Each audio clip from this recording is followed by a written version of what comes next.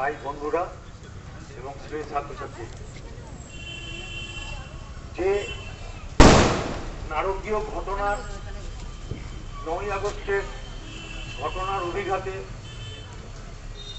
সারা পশ্চিমবঙ্গ তথা ভারতবর্ষ তথা সারা বিশ্ব আন্দোলিত, সেই ঘটনার প্রতিবাদ স্বরূপ আমরা এখানে সকলে সমবেত হয়েছি।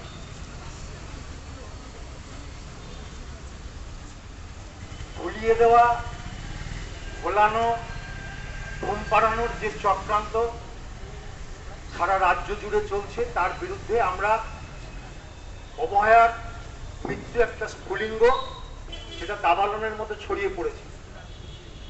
এটাকে রক্ষার জন্য কারণ নেই, তিনি যত বড় নেতা, মন্ত্রী, শাসক হন না কেন। একটা জিনিস আমরা যেন ভুলে না যাই, এখানে মনিজি বলে গেছে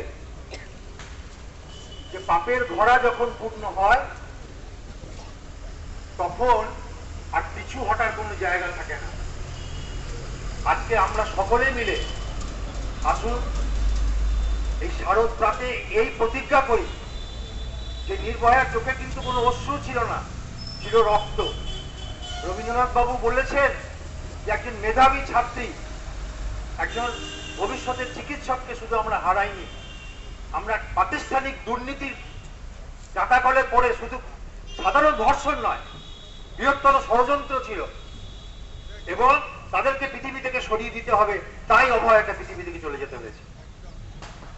এছাড়া কোনো কারণ নেই।